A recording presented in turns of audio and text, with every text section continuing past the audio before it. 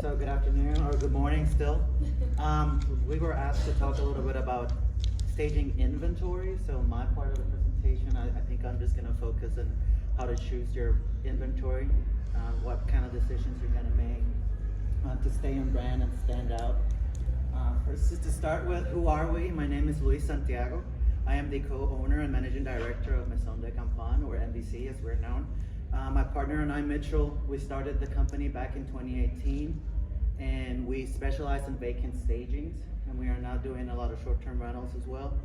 So inventory is a big thing for us, since we decided pretty early on that we were gonna carry our own inventory and not rent.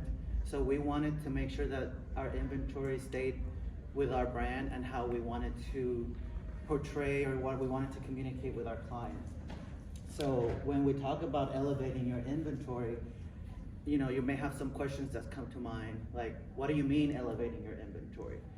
Does it mean that you're doing only luxury stagings? Are you going to have to spend more money to do this? What's wrong with what I'm using, and do I have to get rid of what I'm using in order to elevate my inventory? And then also, is it the right move for my company?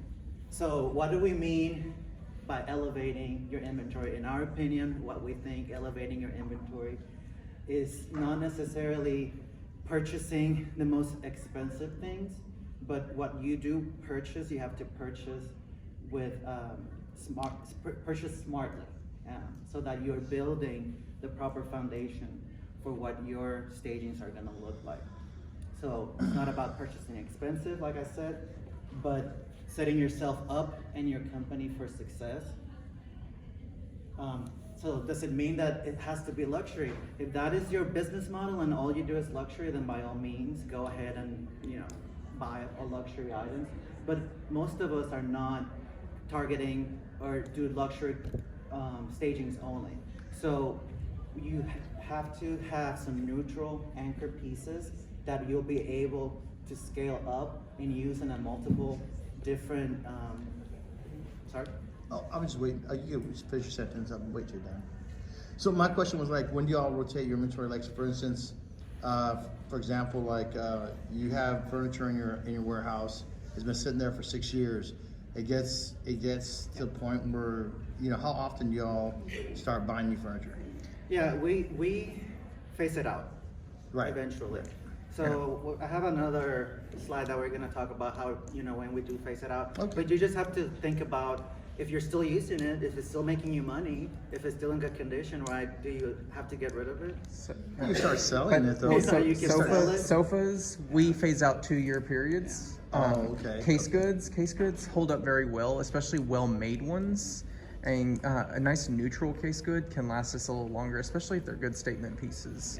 But we do like to shift things around and start phasing out items, because we like to market all of our photos, and seeing it consistently over and over again doesn't help. But we do tend to acquire, like our furniture, we keep it on longer, but we do rotate a lot of our accessories, and, you know, that's how we change it up and how we fluff it up and make it different. By changing accessories? Yeah, Absolutely. We've had our accessories around for a long time. Yeah. So Well, accessories are what make your stage you can pop. use the same furniture That's over and over, but the if you accessorize it differently, then it'll look like a completely different room. So that way your pictures are always showing something different, and people are not like, oh, they're using again that same sofa, they're using the same chair. We have 80 of one sofa, but we have 1,000 different pillows. Yeah. Because that's it looks what I different mean. every time you. That's yeah. what I mean, like, it doesn't have to be an added expense, because if you're purchasing some key pieces that are good quality, that are neutral, you can just dress it up with accessories. You can change the pillows, you can add rugs, and then it'll look different every single stage. And that way you're not saying, oh, I'm just moving it from house to house. Yes, you can move it from house to house, the furniture, and then change up the accessories, and then you won't be, oh, that's the same staging that they did in 3 houses. Do y'all use anything, like, my stages are really big on cowhides? Yeah. We're in Texas. Texas, you know, it depends on the style. We do get customers that, oh, can you put cowhides here and there? And, you know, we tend to stay away from it. We're in our market, you know, we're in Galveston, so we do a lot of historical homes, and we do a lot of coastal. Yeah. So, but we also have a lot of traditional homes, brick homes that we have to think about. So if we buy cowhides, that is an investment, and we're not gonna be able to use it in multiple properties, right? So that's also what we're thinking about. How often can you use these pieces? So you may have an amazing piece of furniture, but if you're only using it once or twice, a year, or you've only used it a couple of times in 3 years, then does it make sense for you to keep it? How you pay for it all. So it doesn't have to be an added expense, but you do have to have certain pieces that are a foundation, and then you kind of have to invest in accessories and rugs, and to break it up, add character, texture, and make it a good thing. So this is what I was saying. Do you have to get rid of inventory? Assess what you have. Is it anything too style specific? It may look great for one house, but again, you may not want to use it in multiple houses. Is it supporting a past fad? You want to be trendy, you want to keep up with your design trends, but you don't want to put yourself in a box where you're just, I'm only doing, farmhouse. That's all you do. I mean, if that's your niche, go for it. If you can make a good living. But it has to work in your market. Yeah. And you have to be it before the design trend, not after. We don't want buyers thinking, So that's what I mean. And then also think about what you want to convey to your customers. What is your brand? What is your style? We have a very specific aesthetic that we like to put in our homes. So whenever an agent walks a home, even if we don't put out our business cards and our branding, they know, MDC did this. So what is going to be, what are you going to be known for in your market, right? So think about all of that. And if it's something that just doesn't work with your brand, it's too much of a specific style, phase it out. You don't have to face it all at once, but start phasing it out and start replacing it with some key pieces and some accents, neutral pieces. Like for us, futons. We would never put a futon in any home. In any home, regardless of price point, because that's not what we want to convey. So we wouldn't acquire futons, or we wouldn't do a bright red couch. Now there's a lot of Tuscan style homes that were built in the 2000s. So we now staging a lot of these homes that are very traditional, and there's all the ironwork and all those scrolls and all that. It looked good maybe 15, 20 years ago, but it's not in right now. So start phasing all that out. So is it the right move for your company? Absolutely. Anything that will set you up for success and that will set you up to last and to have more versatility is always a good move. So it doesn't have to be all at once, but think about, where do you want to go? How do you want to be known for? What kind of quality services do you want to provide? Are you going to be versatile stager, or are you going to be a niche stager? All of those things you have to think about, and then purchase your inventory and your accessories based on that, so that you have a lasting, you have things that last, and you don't have to phase them out every 6 months. You can keep your furniture longer and then keep investing in accessories and work it out. I put all these pictures is just to show, we, like in our market, we do extremely traditional, we do coastal, sometimes we do more modern if we go a little bit more towards the city.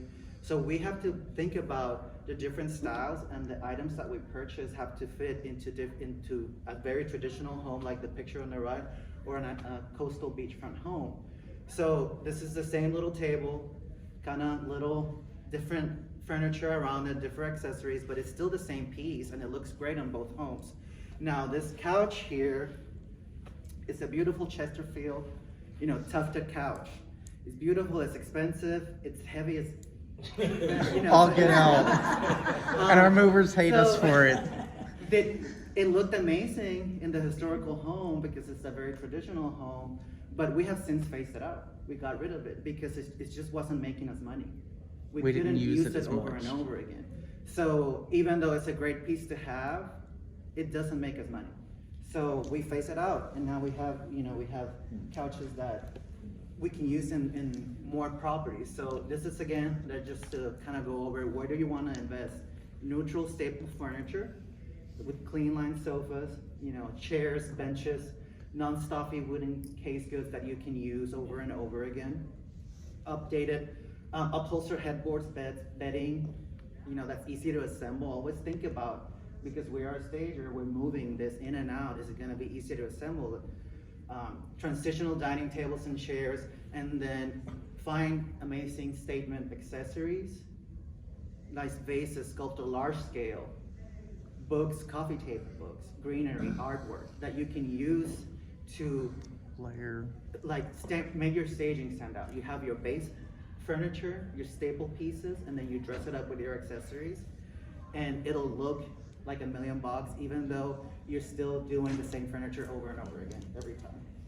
So I think that brings my presentation to an end. If you guys have any questions, any specific, I know it's short, so I just wanted to be brief.